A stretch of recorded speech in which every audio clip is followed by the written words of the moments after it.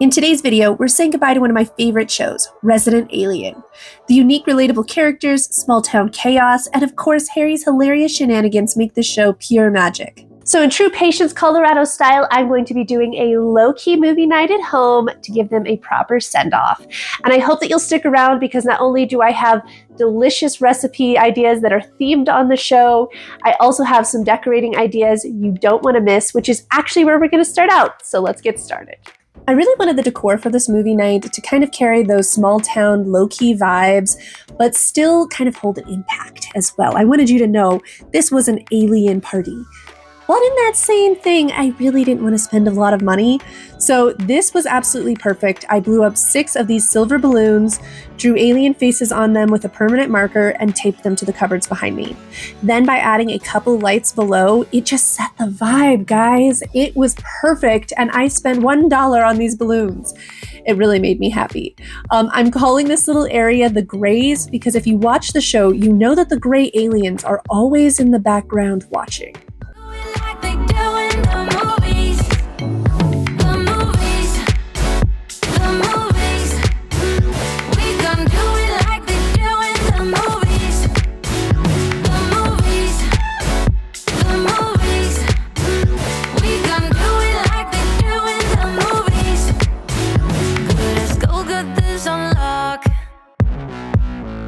They can't ever make us stop it. Come take my hand, get on this rocket. They don't know, we'll never know. When the rain hits hard on my window, when the night's too dark, you're my hero. When our troubles come, we can lay low. Say like we're never gonna leave. We gon' do it like they're doing the. I'm going to real quick put on a purple tablecloth and then we are going to use some editing magic to snap in those lights. I can't wait to hear what you guys think. I feel like between that gray alien background and that purple tablecloth, you can really see the tone that I'm trying to set here, but I wanted something that was actually Resident Alien to have in the background. I had intended to do a couple banners and things, but my Cricut failed me and is no longer connecting to my computer for some reason. So instead, I headed over to the Instagram account for Resident Alien and found this adorable picture of baby Bridget, the alien, one of my favorite characters, eating some Cheerios. And I got an idea. I decided to print him out on cardstock and tape him to the back of one of my platters, so it looks like he's there on the table with us having a munch. I think it turned out really cute, and I would love to hear what you think. Because this image came off of Instagram, it really wasn't the best quality, so I did go over Bridget's eyes with a black permanent marker, as well as just kind of highlight some things with a pencil just to give it a little bit more definition.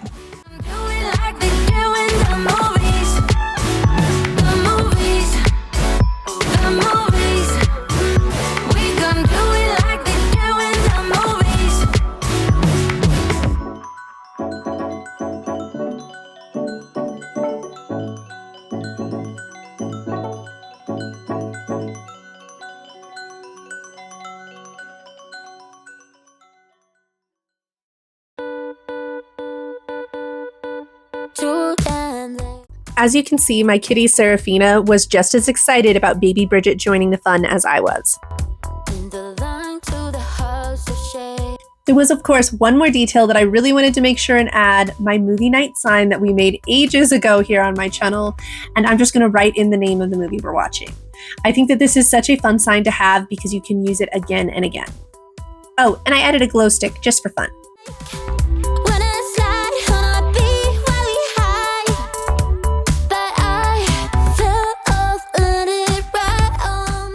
With the table set and the alien vibes in place, it's time to launch into tonight's menu. All right, it is time to get started on our first recipe tonight, which is, of course, Harry's favorite, pizza. But did you know that Alan Tudyk actually can't even enjoy real pizza? He's allergic. I think Harry would cry. But make sure to stay tuned because the pizza that I'm going to show you, the crust is so good, you are going to be going back again and again for another slice. We are starting out with our pizza crust. As I told you earlier, it is just out of this world. You definitely want to give it a try. And I'm beginning by showing you the ingredients that are needed. You'll see that I have a list for you guys that changes a little bit, but it is down on the bottom right-hand side in case you want to get some screenshots.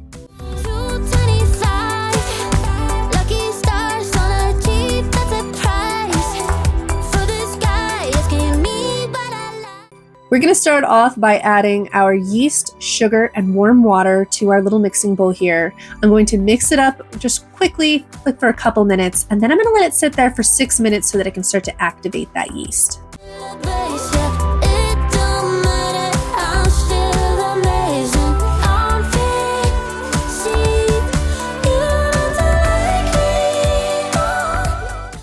Once those 6 minutes are up, it is time to add the rest of your ingredients to your mixer, and then you're just going to attach your paddle and let it beat for about 6 minutes on medium. Now, if you don't feel like your dough is mixing quite enough, every once in a while you can turn it up a little bit higher just to kind of get it moving around. But overall, that 6 minutes on medium should make your dough perfect and ready to go. Now, you do want to make sure that when you do this, that you lock the head of your mixer so that it doesn't pop up as it's going.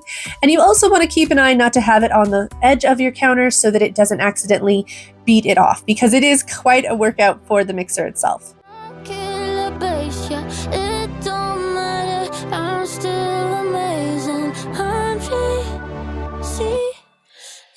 Once your 6 minutes are up, it is time to gather all of your dough down and kind of form a ball at the bottom of your bowl. And then you are going to take a towel and cover it up and set this dough aside for 45 to 60 minutes.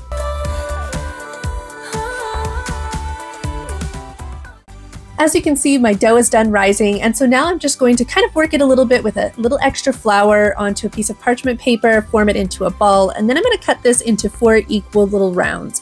That way we can have individual personalized pizzas and everybody can have the toppings that they want. There's actually only 3 of us, so I'm able to set aside one of those dough balls for a whole other day, which is what makes this recipe so great for my family. But anyways, I'm just going to kind of form these out into little circles, and then I'm going to add them onto my pan, and it's time to start adding all of the toppings. We aren't going to spend too much time on the toppings today because I think it's kind of self-explanatory, but I did use some golden tomato sauce for my base, and that's just basic spaghetti sauce. I don't buy pizza sauce. I feel like it works just the same. And then I added some mozzarella, some fresh mozzarella, olives, and pepperonis to my pizza, as well as some sauteed shallots and garlic. It was so fantastic, you guys. Once this is all done, you throw it into the oven at 425 to 450, however much you feel comfortable with, and you just basically let it cook until it's browned. And I cannot wait to hear what you guys think of this recipe because it is that amazing.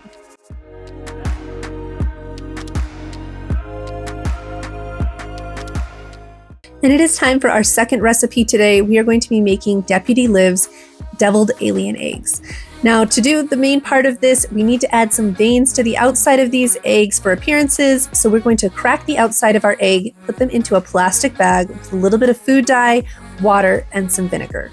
Now, I feel like this worked so-so. I've only done this a couple times, so I don't feel like I got the best results, but you do want to make sure you add that vinegar, because if you see those semi-dyed eggs in the background, yeah, those didn't have vinegar in them and the veins did not stay. But the purple ones did stay, just only so-so.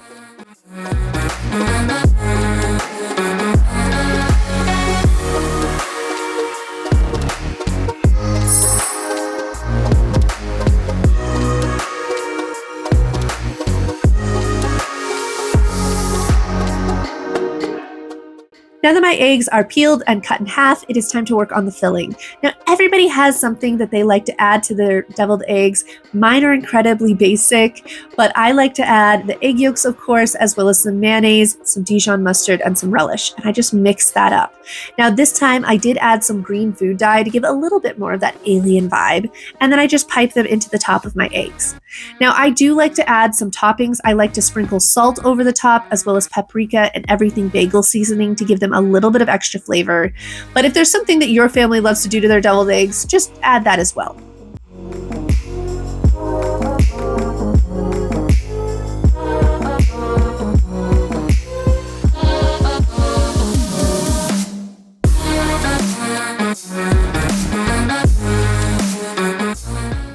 This recipe is inspired by the deviled eggs that Deputy Liv brings to Harry's birthday party. I just loved the story of how she stole the recipe from her grandma when she was 10 years old, and it created a lifelong feud.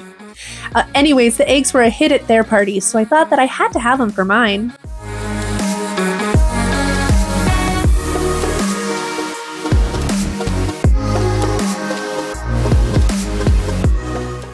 And now it's time for another one of Harry's favorites.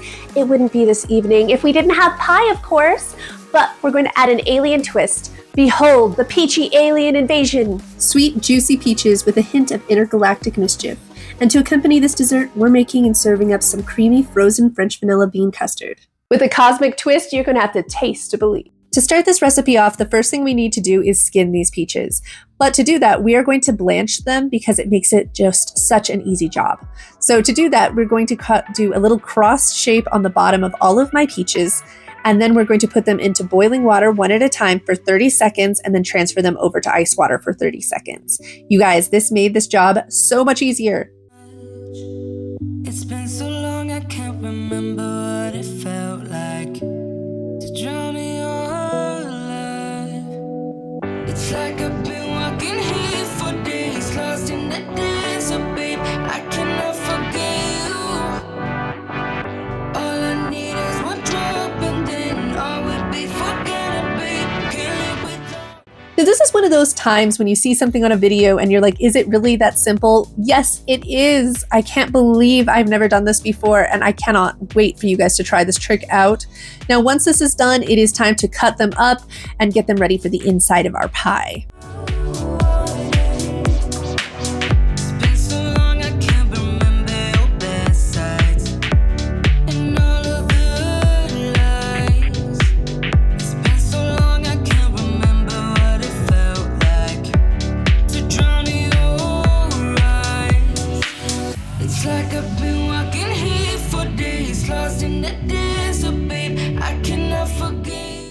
So here are the ingredients that we're going to be adding to those 6 peaches that we chopped up.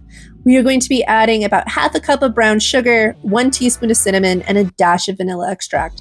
This is just going to give it a nice rich flavor, and you can set this aside an hour ahead or even the day ahead and kind of just put it in the fridge. My filling has been set aside for a couple hours now, so it's time to get started on the pie crust itself, because for this pie, that's where all the pizzazz stays. So I'm obviously using store-bought pie crust, frankly, because it's easier. We've already put so much love and time into this meal. I thought a little bit of something that kind of gave me a cheat would be helpful. And I'm just going to put the bottom of the pie crust into the pan and set that aside. And then it is time to start cutting out the toppers. Now, I got these cute cookie cutters off of Amazon. I will have them linked down below. And I'm going to be using an alien, a little planet, and a starship. And I'm just going to be cutting them out and setting them aside on my piece of parchment paper here.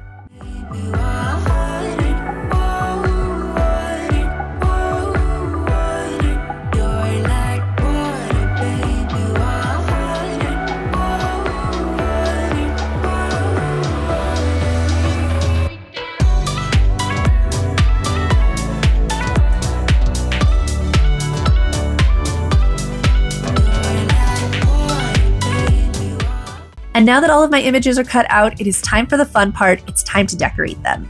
And I have a variety of different colors of food coloring. Most of them are powders, but I do have some black gel that I'm going to be using for the alien eyes. And I'm using some paintbrushes that are special for my cooking. I only use them for cooking. And I'm just going to basically paint them.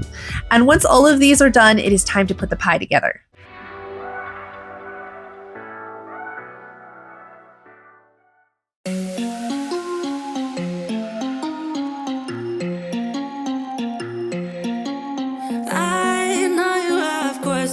I don't have answers, clearly no manners, baby. I know you want it better, putting on the pressure, 'cause pressure's gonna get the very best of me. I give a little something, doesn't come for free. Oh, I know you have questions, baby.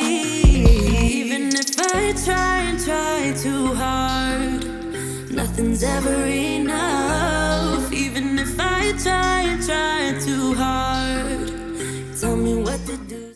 All right, it is time to grab your peach filling, and we are going to go ahead and strain off any of the extra juice, as well as add 2 tablespoons of cornstarch to it and just kind of mix it up. And this helps to make sure that your pie doesn't end up soggy. Nobody wants a soggy bottom. Once that cornstarch is really well worked in, it's time to add our peaches to the pie crust. And then we're going to bring in all of those little fun details that we made, and I'm just going to decorate the top of the pie. Now, it did take me a second to figure out exactly how I wanted everything placed, but in the end, I think it turned out absolutely perfect. And not only did it taste great, it looked great. I'd love to hear your opinion in the comments down below.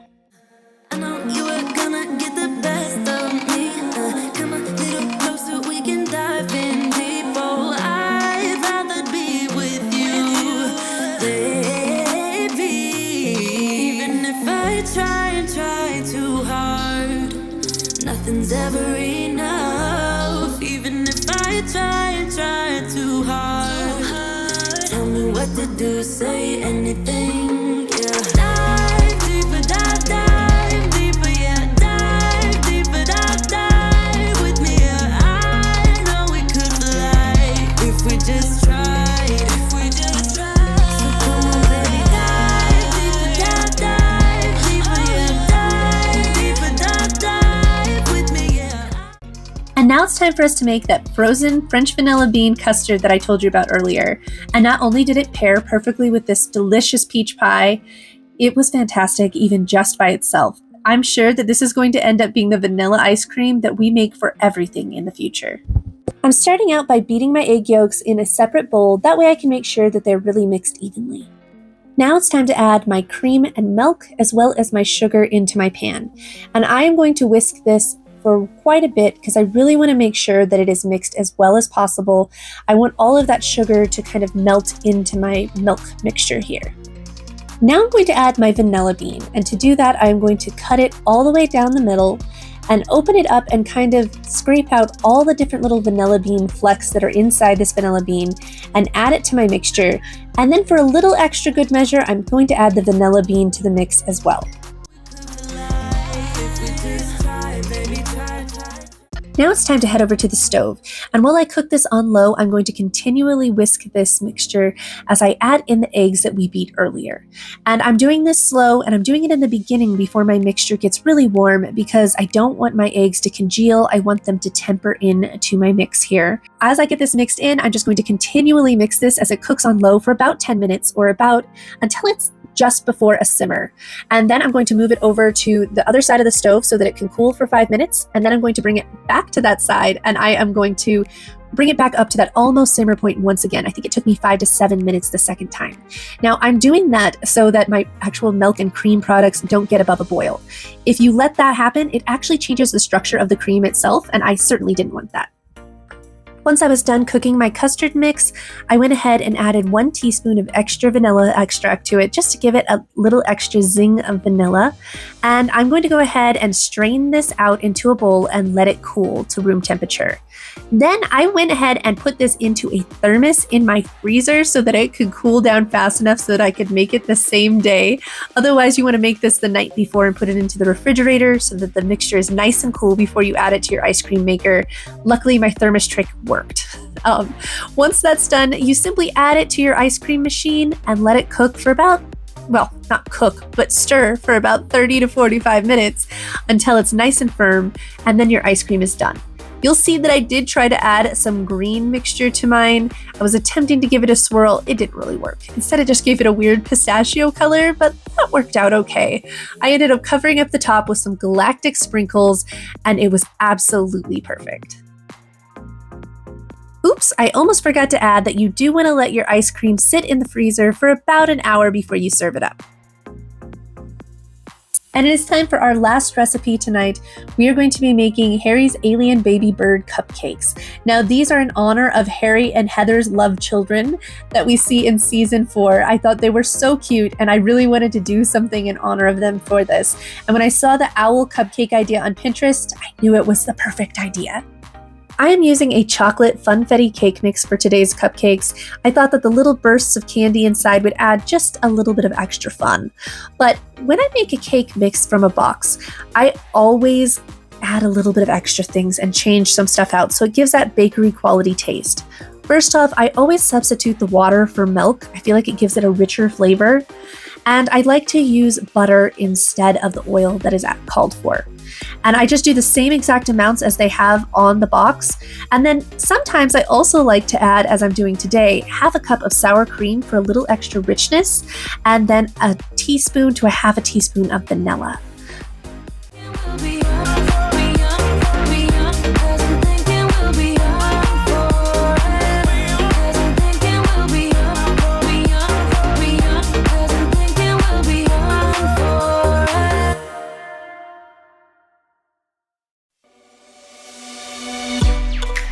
From my given disaster,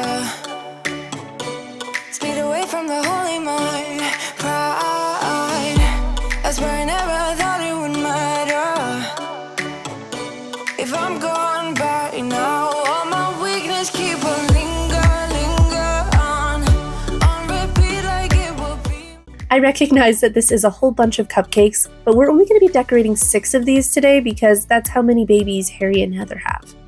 Now we're going to go ahead and make the frosting, and I'm just doing my go-to frosting that I like to make for cake, which is a cream cheese whipped cream frosting. And to start out with that, we're going to put 8 ounces of softened cream cheese into the mixer, as well as 1 teaspoon of vanilla and half a cup of powdered sugar. And once that's really well mixed together, I'm going to bring in 1 cup of heavy cream and mix it all up together until it's nice and fluffy. I'm also going to be adding a little bit of green and blue food dye to this to try and make that base color of Harry. It's almost kind of like a really pretty turquoise aqua. Now this is where it's going to start to get fun. In order to try and create some of those variant colors that Harry has, as well as the babies, I wanted to add colors along the side of my frosting bag. So I painted some black food coloring, as well as added some blue and pink to create kind of different purple tones and blue tones throughout the sides. I thought that this would help to give just that cool color difference, and I would love to hear what you guys think of how it turns out down below. In order to give some textures to these little bird babies, I went ahead and just piped downwards all along the cupcake in order to kind of make it look like feathers or fur. I don't know which one's appropriate. In addition to that, I went ahead and took Oreos and opened them up and used those to create the eyes with M&Ms for the pupils as well as for their little nose. I also took the frosting and kind of went along the top of the eyes to create eyebrows because I just felt like the space was missing something. Keep on driving and driving.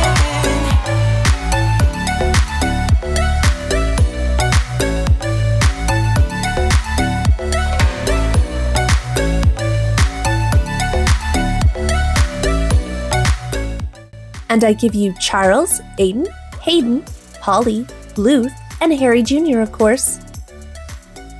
Our recipes are ready to go. It is time to set this table and get this interstellar adventure ready for liftoff. But I have to say first, I am so excited to watch this final episode of Resident Alien, but at the same time, it's so bittersweet. I am so sad that they canceled such an amazing show. And it doesn't matter how they resolve everything, I will absolutely miss seeing all of these characters and having them lift me up and remind me what it's like to be human and how to have a little fun at the same time.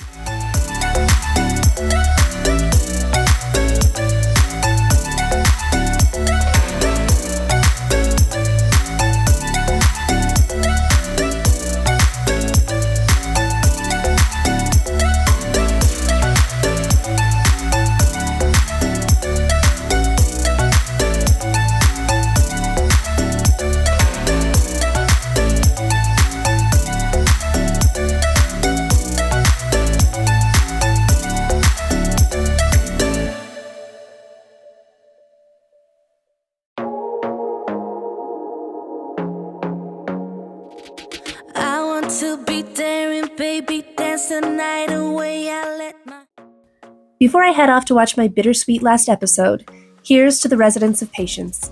To Asta's loyalty, Darcy's wild spirit, Liv's quiet strength, Sheriff Mike's attitude, and Max and Zahara's alien hunting excellence, of course, or Dan's eternally kind soul and Judy's unfiltered brilliance. Don't forget Ben and Kate's hilarious parenting misadventures, and of course to Harry.